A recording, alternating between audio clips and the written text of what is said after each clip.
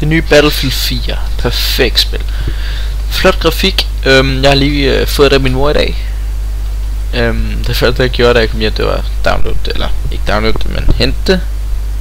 Der skal man ind på deres hjemmeside, eller du sætter først den første CD i, så kommer man ind på deres hjemmeside, så kan man downloade det derfra. Spillet som sagt, så det er lækker grafik. Jeg starter op med at have min grafik her i hvad hedder den? Normal, medium. Jeg sætter den op i high. Godt nok er der en lille bitte smule lag spines i high på min computer, fordi at jeg filmer med rimelig mange fps, så derfor er lidt lag. Her i starten, der oplever man, at man er i gang med at drukne en bil. Jeg har kun klaret første mission, så derfor ved jeg ikke helt hvorfor man er nede i den bil. Men altså, jeg synes næsten det er helt sjovligt. Altså, de ligger dernede, og de kan ikke komme fri, og de kan næsten se sig selv i den situation. Og i det tilfælde her er det så en selv, altså ens Battlefield character, der sidder dernede. Og der kommer en rigtig sjovlig sang, som den første, der hedder Turn Around. Man selvfølgelig lige ind på YouTube og finde den. Men starter op med at sige, at de vil ikke dø til den der sang og alt sådan noget. Det er ens boss, der ligger om på bagsædet. Han sidder fast med sit ben. De ved ikke helt, hvad de skal gøre. De bliver ved med at synke. De ser ikke rigtig noget håb. Og bossen beder ens spiller om at skyde hul i ruden, så der ryger vand ind. Det kan man så sige, det er forfærdeligt. Men hvis det er det, der skal til, før man kan komme fri dernede fra, så er det nok også det, de bliver nødt til at gøre. Det tror jeg selv, jeg vil have gjort sådan en situation. Godt nok kan jeg ikke lige selv tage stilling til det, når jeg ikke sidder dernede. Men altså, det tror jeg ville have gjort. Jeg har kun klaret første minut. Jeg også har sagt, tror jeg, 1 eller 2 gange.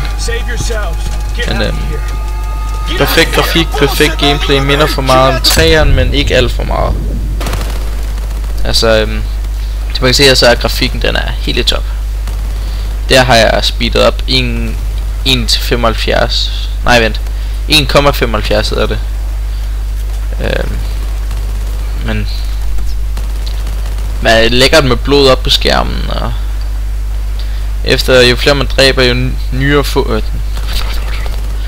jo flere man dræber, så får man nye våben, og dem kan man så bruge til at skyde folk med, hvis I ikke lige skulle vide det. Noget jeg synes der er mega fedt, det er i den mission, at der skal man lige bruge en lidt granatkaster. Det er også fedt. Jeg elsker granatkaster, det har altid været noget af mit favoritvåben i spil.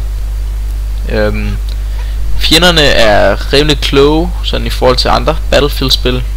Det er jeg ikke i det her tilfælde, kan jeg sige. Jeg kunne ikke finde ud af, hvad jeg skulle.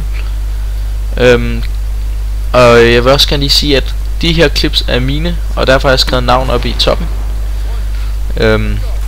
Bare sådan, så der ikke er andre, der tager dem, clipsene. Godt nok er det måske ikke de bedste clips, men bare der ikke er nogen, der tager dem, så er det glad.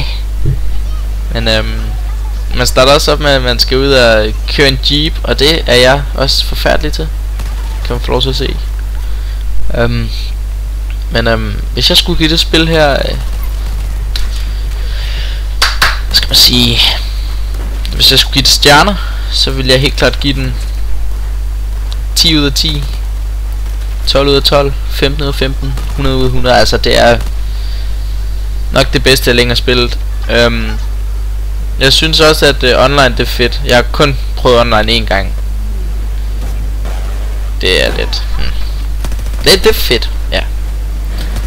Jeg skulle lige finde ud af det i starten, fordi at når man skal sigte, så skal man holde sigteknappen inde og ikke bare trykke ned, ligesom jeg er vant til på PlayStation. Men prøv at se hvor elendig man er. Så skal man bare udrydde fjenderne og dø, og det er det. I må have en god dag. Hej.